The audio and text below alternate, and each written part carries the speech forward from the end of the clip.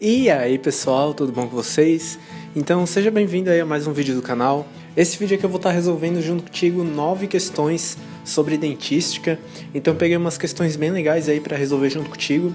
Eu não peguei questões muito técnicas que envolvem coisas como comprimento de onda, de fotopolimerizador, que envolvem composição de resina, tipos de adesivo, essas coisas assim, tá? Mas eu procurei pegar mais caso clínico, né? Porque caso clínico é algo que é muito cobrado em prova de concurso, principalmente a questão da tensão básica, né? Então eu foquei mais nesses casos clínicos e deixei um pouco de lado aí a questão técnica, apesar de ter uma questão ou outra sobre isso. Então as questões que eu peguei vai fazer com que tu relembre conceitos lá do início da dentística.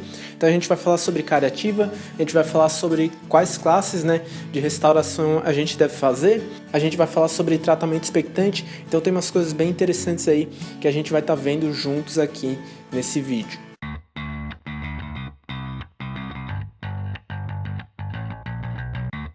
Mas antes de começar esse vídeo, né, gostaria de pedir para você se inscrever no canal. Se tu é novo aqui no meu canal do YouTube, meu nome é André, eu sou dentista e aqui no YouTube eu ajudo as pessoas a prevenirem, né, doenças como a cárie, a gengivite e a periodontite. Eu também trago aulas ainda para o pessoal que está na faculdade de odontologia e para os dentistas aí que estão querendo passar em concurso público. E eu costumo dizer que aqui no YouTube a gente é uma comunidade que só discute odontologia. Seria muito legal ter você aqui com a gente também.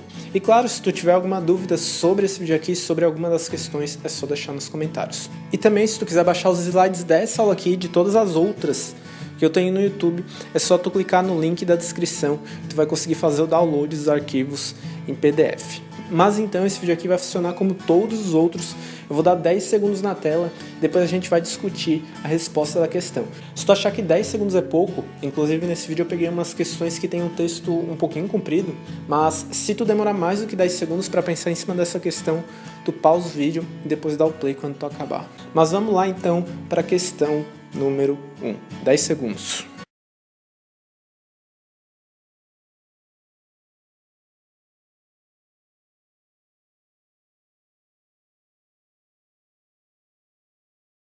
Então, pessoal, essa questão aqui fala sobre cárie ativa, sobre cárie inativa no esmalte, tá? Então, a alternativa A, ela meio que inverteu as coisas, né? Então, lesões ativas em dentinas são altamente infectadas e as inativas são minimamente infectadas, né? Sem falar que o controle de placa não remove parte da dentina infectada amolecida, isso não tem nada a ver, tá tão absurda essa alternativa, bem estranha.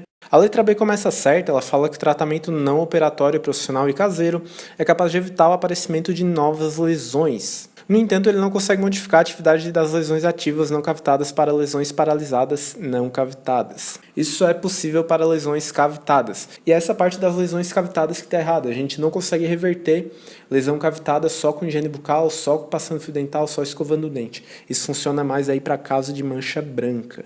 E lesões que estão em esmalte ainda, né? Quando a lesão chega na dentina, não é possível mais a gente reverter ela. A letra C eu também achei um pouco estranha, porque ele fala que um paciente pode apresentar lesões de cárie ativas e inativas em um mesmo quadrante ou elemento, ok, dependendo das condições de acúmulo de biofilme oferecidas pela superfície. Até aí tudo ok. Quando isso acontece, o tratamento operatório imediato é indicado, com restauração dos elementos envolvidos. Essa alternativa está errada porque a gente não vai tacar broca num dente que tem uma lesão de cárie inativa, tá? A gente simplesmente faz o controle dessa lesão. E agora a gente chega na letra D, que descreve perfeitamente lesões em esmalte ativas e lesões em esmalte inativas. Então as lesões de esmalte ativa e não cavitada, elas vão ser opacas, esbranquiçadas e ásperas. E quando a gente passar a sonda sobre essa superfície, a gente vai sentir uma rugosidade. Mas as lesões inativas, elas são mais brilhantes e lisas e com uma cor que varia, né? Então até separei um textinho aqui para ti que fala as características da lesão de cárie ativa, da lesão de cárie inativa.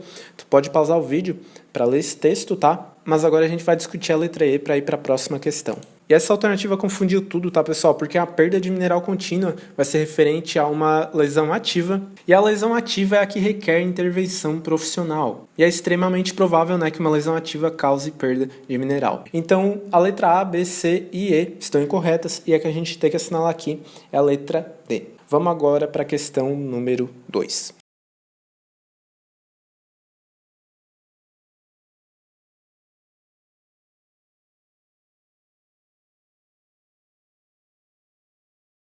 Bom, pessoal, essa questão número 2 foi uma questão muito legal de resolver, tá? Eu gosto bastante de resolver questão assim que fala de caso clínico. Então eu vou começar falando da alternativa 1, que fala que a gente tem que fazer restaurações classe 3 em resina composta nos dentes 11, 21 e 22.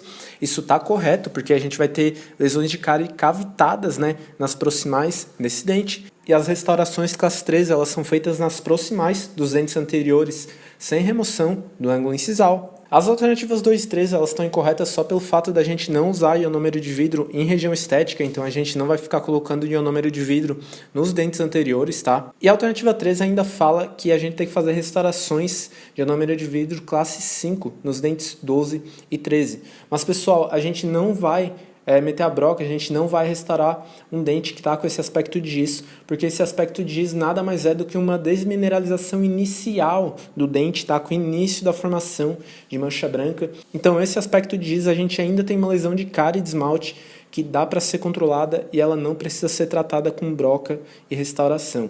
Então isso também já mata aí a alternativa 4, né? Para tratar essa lesão aí com aspecto de giz, essa lesão de mancha branca, a gente vai querer fazer o controle, né, da condição do meio bucal do paciente com flúor, com retirada do biofilme, e daí a gente acompanha essa lesão para ver se ela vai continuar se desenvolvendo ou não. E a alternativa 5, pessoal, me fez pensar um pouco, porque as lesões de cárie secundárias são realmente aquelas que dão embaixo de restaurações. Então, para tratar esse tipo de cárie, a gente tem que remover a restauração, remover a cárie e daí restaurar esse dente novamente com algum tipo de material. Mas a parte errada dessa alternativa é quando ele fala que a gente tem que fazer uma extensão preventiva das margens do preparo cavitário para colocar a resina composta. Então a alternativa para a gente assinalar dessa questão aqui acaba sendo a letra E. As alternativas 1 e 4 são as corretas. Vamos agora para a terceira questão.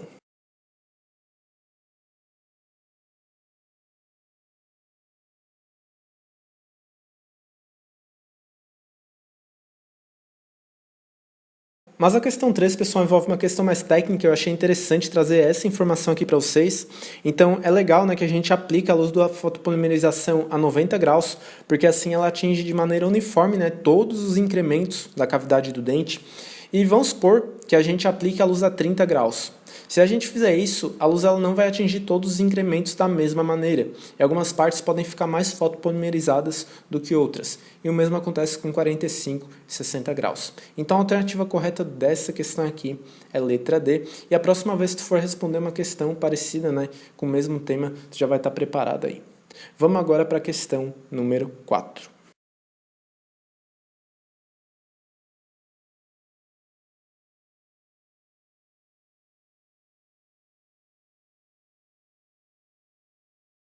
A questão número 4 foi uma questão que eu achei bem legal de responder e foi uma questão bem interessante, por isso que eu trouxe aqui para vocês. Mas ela fala de um paciente de 15 anos que teve uma cárie ocluso mesiodistal. Daí, quando o dentista foi remover a cárie, ele viu que era uma cavidade bem profunda, então ele desceu bastante com a broca, mas não teve exposição pulpar. E no caso desse, pessoal, a gente não faz pulpotomia de jeito nenhum, tá? Pulpotomia é para casos de inflamação da polpa. Aqui a gente não sabe se a polpa está inflamada ainda. Então o que é feito? Geralmente a gente faz uma proteção do complexo dentina-polpa de forma indireta. Então a gente vai aplicar o cimento de hidróxido de cálcio. Tem vários cimentos que a gente pode usar para fazer isso, tá? Mas o mais usado é realmente o de hidróxido de cálcio. E a gente sela a cavidade com um ionômero de vidro ou algum material provisório, né? Geralmente o ionômero de vidro é escolhido porque ele é bem resistente, adere bastante ao dente, né? Ao mesmo tempo que solta flúor. Mas daí a gente protege o complexo dentina polpa com esse cimento de hidróxido de cálcio, selamos a cavidade com ionômero.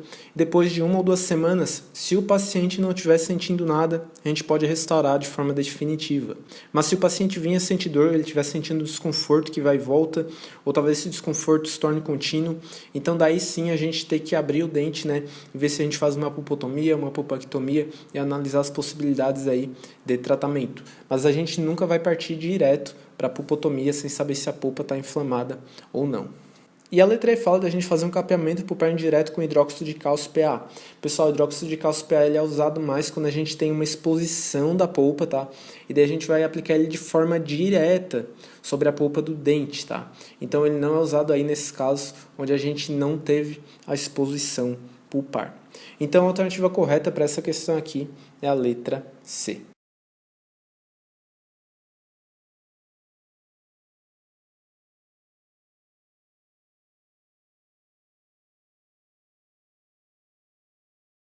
E a questão número 5 é uma questão que envolve dentística e odontopediatria.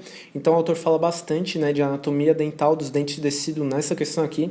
Por isso que eu trouxe ela para vocês, porque a gente costuma estudar muito a anatomia de dente permanente e acaba deixando, né, a dos dentes de tecidos aí um pouquinho de lado. Mas a resposta para essa questão aqui é a letra A, tá, pessoal? Então as câmaras pulpares dos dentes de tecidos são proporcionalmente mais volumosas e próximas da superfície. Isso é correto, é muito mais fácil a gente ter a exposição da polpa, né, do dente de tecido do que do permanente, porque a câmara pulpar ela é maior, é mais volumosa proporcionalmente, né, em relação à coroa do dente. Essa alternativa ela não fala que a câmara pulpar do dente de tecido é maior do que a do permanente, mas ela fala que a câmara pulpar é mais volumosa em proporção, e é aí que está a chave para te matar essa questão. A letra B fala que os contatos entre os tecidos são amplos e achatados, isso é correto, é uma característica da anatomia dos tecidos, né?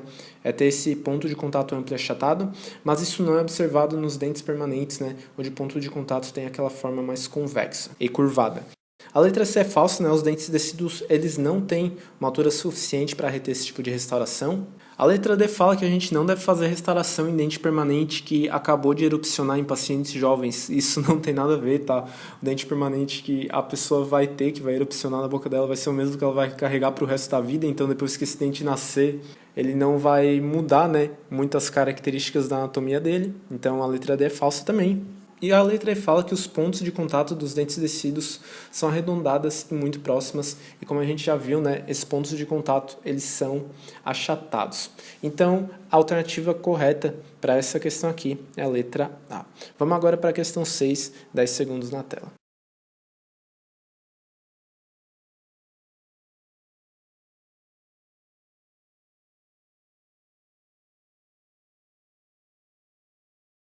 Sabe aquele tipo de questão que tu encontra no concurso e tu fica pensando um tempão em cima dela, e daí quando tu vê a resposta tu pensa, meu Deus do céu, como que isso podia ser tão simples, como é que eu errei essa questão? Então, eu trouxe essa questão exatamente para te mostrar esse tipo de coisa. Nem toda questão de concurso é complexa, é difícil. Muita gente tem aquela visão, né, de que prova de concurso é sempre difícil, sempre impossível de resolver. Algumas realmente são, tá? Eu já peguei várias provas bem difíceis para resolver, que me fizeram pensar bastante e eu tive dificuldade, né, para fazer as questões. Mas nesse caso aqui, é uma questão bem simples, tá? Mas então a alternativa correta aqui para essa questão é a letra D. Uma restauração provisória não pode ficar por longos períodos na boca, mas então uma restauração provisória ela deve devolver a função mastigatória, e no caso da prótese unitária ela deve ser estética, tá? Principalmente se for em dente anterior. Ela tem que manter a integridade periodontal, então essa prótese provisória ela não pode acumular placa, ela não pode invadir espaço biológico. Ela tem que manter os contatos proximais e oclusais. Então, se o ponto de contato estiver prejudicado, né, a gente vai ter acúmulo de placa que pode ocasionar encare nos dentes adjacentes ou pode dar algum problema periodontal. E também, né, ela não pode estar alta, senão essa restauração provisória vai fraturar. E claro, essa restauração provisória tem que te permitir avaliar o prognóstico do dente, né? Não tem como tu botar uma restauração provisória lá e depois não saber o que está acontecendo. Então, a alternativa correta para essa questão aqui é a letra D. Pessoal, acho que é a questão mais fácil que eu trouxe aqui para esse vídeo. Vamos agora para a 7ª questão. Estamos quase acabando esse vídeo aqui, tá? Tem mais 3 questões aí para a gente responder.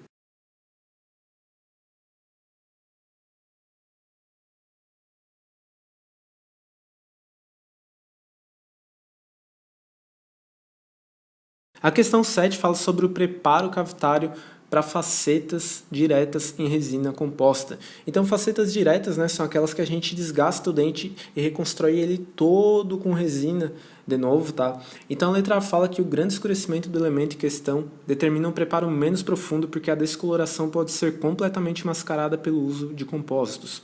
Isso é falso, tá, pessoal? Porque a gente não vai fazer um preparo menos profundo em casos onde o escurecimento é grande demais, né? E se o escurecimento for muito grande, a descoloração ela não consegue ser completamente mascarada pela resina. A letra B eu achei bem estranho, porque a margem incisal da restauração não deve ser estendida até o terço médio, tá? Isso vai ser bem estranho ali quando tu fizer a faceta, né? Então não tem nada a ver essa letra B.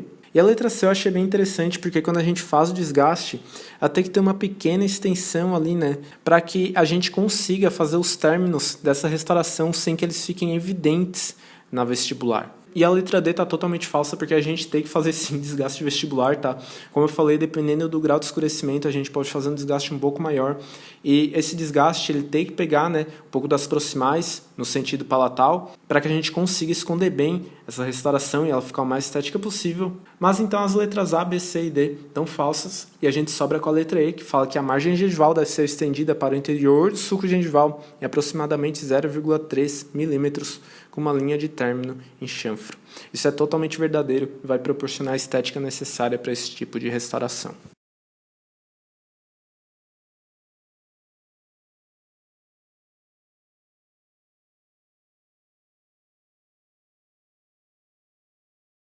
Mas então chegamos aí na penúltima questão desse vídeo aí. Essa questão é uma mistura de dentística com materiais dentários. Ela fala dos cimentos de ionômero de vidro. E a letra A fala que os cimentos de ionômero de vidro são compostos por um pó de óxido de zinco, fluoreto de cálcio e que o ácido poliacrílico é o componente líquido. Isso é falso, tá, pessoal? Porque o pó do ionômero de vidro ele é composto de um vidro de flúor, alumínio silicato.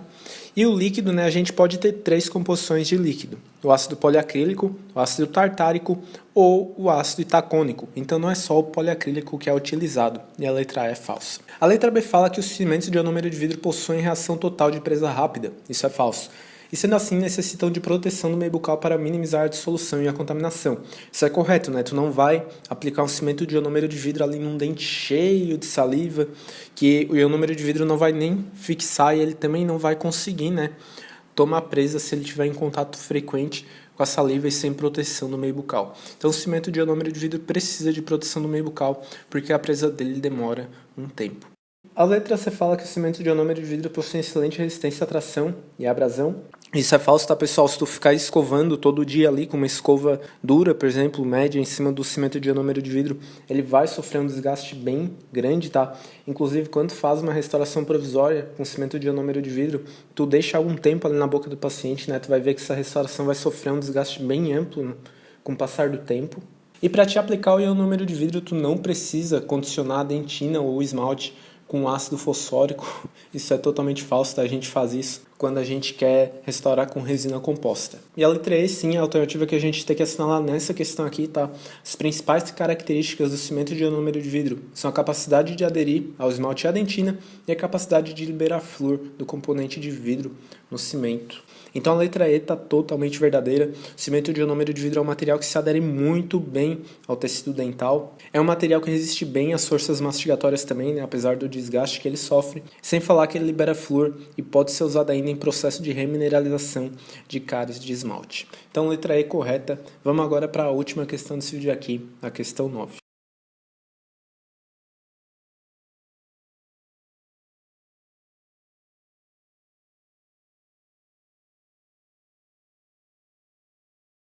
Mas a questão 9 para mim ela foi a mais legal que eu trouxe para esse vídeo aqui, tá?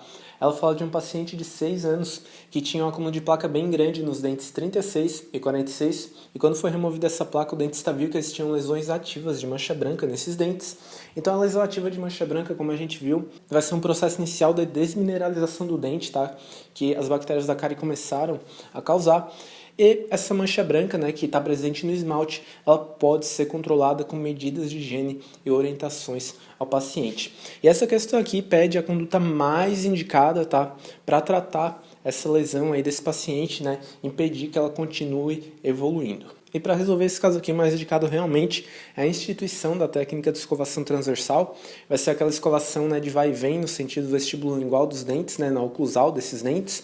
E essa técnica é indicada para esse caso porque é comprovado que a escovação transversal ela remove muito bem a placa de dentes parcialmente erupcionados, né, que é o caso aí desse paciente que tem o 36 e o 46 parcialmente erupcionados, eles ainda não apareceram totalmente em boca e por isso a escovação transversal é indicada nesse caso. E daí, claro, né, a gente vai aplicar um selante também para impedir o acúmulo de alimentos ali nos sulcos mais profundos do dente, que a criança às vezes não consegue remover com a higiene bucal que ela faz, né, principalmente quando ela não tiver sob o acompanhamento da mãe. Então, essa questão aqui, a alternativa correta é a letra D. Mas então, pessoal, por hoje era isso. Muito obrigado por ter acompanhado esse vídeo até aqui. Se inscreve no canal para te fazer parte dessa comunidade no YouTube que só fala de odontologia. Como eu falei, né, eu vou trazer ainda muito mais aulas para cá, eu vou trazer muito mais provas resolvidas. E também não esquece de clicar no link da descrição, que lá tem todo o material que eu usei para essa aula aqui e para todas as outras que eu já produzi aqui para o YouTube. Tem mais de 30 PDFs lá, tá totalmente gratuitos. E se tu tiver alguma dúvida desse vídeo aqui, ou tiver algum pedido de tema para me fazer, deixa aí nos comentários, tá? Ou me envia lá no Instagram, que eu leio e respondo todos os comentários que o pessoal me envia. Mas então, muito obrigado mais uma vez por ter acompanhado esse vídeo até aqui, e até o próximo. Tchau, tchau.